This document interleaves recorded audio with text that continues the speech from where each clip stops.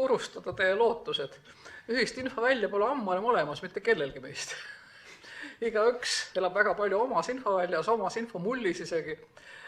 Küsimus on selles, et kas sellest mullist ka välja tullakse ja mis seal on. Nii et mina seda küsimust pigem mõistaksin mitte kui ühist infovälja, vaid kui ühist kultuuriruumi. Sellel on seost integratsiooniga kindlasti. Aga kui me räägime infoväljadest, siis mina kujutan ette, et minu infoväli ja minu üliõpiliste infoväli on täiesti erinevad. Kuigi ma pean nendele loenguid ja tean enam-vähem ka, mis see võiks nende väli olla, aga ma alati pean küsima, kui ma näiteks nimetan mingit nime või mingit sündmust, kas te ikka teate? Kas te ikka teate, kes Tammsaare oli? Kas te ikka olete lugenud Tõde ja õigust? Ja siis ma mõne näo peal näen niisugust, ei tea. Nii et siis ma pean neile seda seletama, tulema oma infoväljast välja kuskile keskele, kutsuma nemad ka välja kuskile sinna vahepeale koridori ja siis me saame üksteisega hakata uuesti rääkima, kui me oleme selgeks teinud, mida nemad teavad, mida mina tean, mida mina ei tea, mida nemad teavad. Nemad näiteks räägivad mingisugustest asjadest, mis nad teevad TikTokis. Ma pean teile ausalt tunnistama, ma ei ole elus TikTokis käinud, kas peaksin käima. Seni olen saanud tudengitega suhelda ilma TikTokita, aga see on hoopis teine infoväli. Nii et selles mõttes see infoväli on natuke eksitav tänapäeval, kus tõepoolest sotsiaalmeedia on selle kõik ära mullistanud. Pigem me räägime ikkagi kultuuriruumist, mis tähendab seda, et meil on mingid samad tõlgendused, meil on mingisugused samad asjad, mingid nagu need tunnusmärgid, tõesti näiteks mingid nimed, sündmused, asjad, millest me teame, et me kõik neid oleme ühest või teisest kohast kuulnud ja lugenud. Ja peale selle, et meil on mingi piirini samalaadsed arusaamad ja hoiakud. Jällegi ei saa nõuda, et oleks täiesti ühtne ühiskond. Totalitaarne ühiskond nägi välja. Hiina ühiskond on väga ühtne, eks ole. Kõik istuvad reas, kõigil on punased lipsud ees, kõik tõusevad püsti, plaksutavad. See on täiesti ühtne ühiskond. Ma usun, keegi meist ei taha niisugust ühiskonda. Meediaväljast ja räägime infoväljast. Siis infovälja puhul on see, et meil mingisugused sündmused, mingid uudised tõesti jõuavad kõikideni, mis tahes kanalit pidi.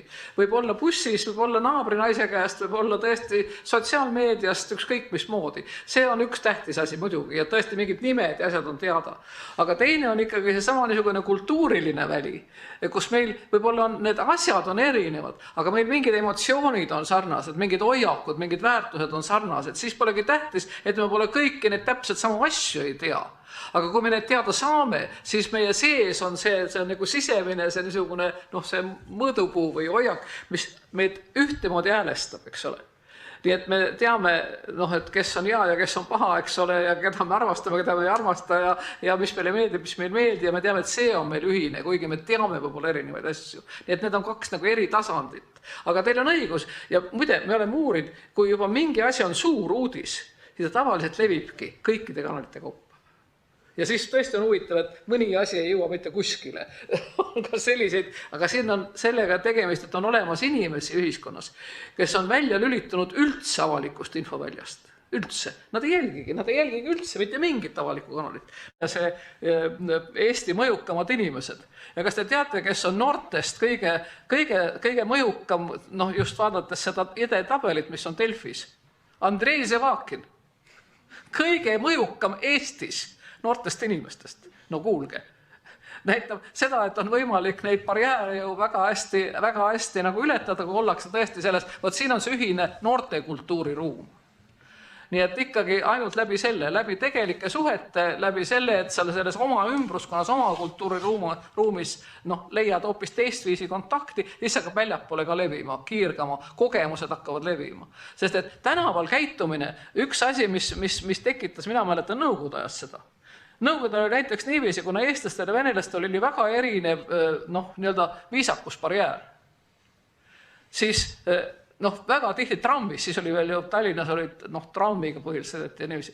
Trammis näiteks, kui laps ronis jalgapidi trammi istme peale, ütles talle vanaema, ära ole nagu venelane. Nii et väga palju tähed on siit ka tulnud, et tõesti, nagu ütles Sergei, et tulid väga paljus siia massiliselt need töölised Pihkva oblastid, eks ole, kuskilt sealt, kes tõesti tulid selle hoopis teistsuguse selle taustaga. Ja see väline käitumine oli nii erinev, et see tekitas kohe sellise nagu suhtumise. Aga sellest on ju praegu nii palju aega möödas ja teie põlvkonnas seda enam ei ole, eks ole, nüüd teate kõik ühte moodi tegelikult käitute. Aga võt just nimelt see, et ka siin on need asjad olemas. Nii et mina soovitan, ärge kohkuge sellest ära. Tehke oma 2 sammu sellest lähemale. Siis tuleks, et teiselt poolt 2 sammu tuleb välja, et tegelikult ei olegi mingit põhjust, et tuleks näiteks toimuda. Ma läksin miitingule ja see oli selle Interfronti venekeelne miiting. Ja mina, kus ma tulin siis nagu sellest Eesti arusaamast, mis see Nõukogude aeg on ja mis see Stalini aeg on ja kus olid endast mõistetav see, et kõik teadsid sellest, mis olid laagrid ja mis olid repressioonid ja polnud üldse vaja seletada kellelegi, eks ole.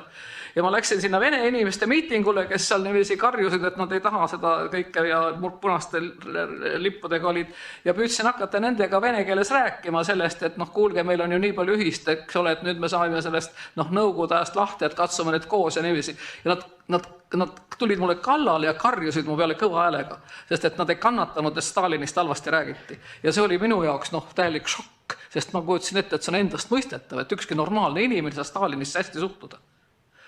Aga siis saime aru, et see nii ei ole. Ja kui me praegu vaatame, eks ole, Putinit, kes jälle seda sama keerab üles, seda sama vana asja, eks ole, siis ma loodan väga, et teie noored ja isegi teist natuke vanemad noored, et teie jaoks on juba endast mõistetav see, et vabadus on hea ja vabadus äravõtmine on halb, eks ole. Aga see ei ole alati nii olnud ja vene kogukond Eestis, kes siia tuli nendesse sõjatehastesse, siis sõjatehased olidki seepärast teistsugused, seal oligi ju tegelikult direktorid olid kindralid. Tähendab, seal olidki need suhted olid ju sellised, eks ole, et sa ei tohtinudki mõtelda oma peaga. Nii et selles mõttes praegu on hoopis teine olukord, aga peab teadma, et see olukord, tal on omad need niisugused nagu taustad ja neid tuleb ka tunda, et mitte nii nagu mina siis rumala peaga läksin. Nagu mõtlesin, et lähen lahtisest uksest sisse, tegelikult põrkasin peaga vastu seina.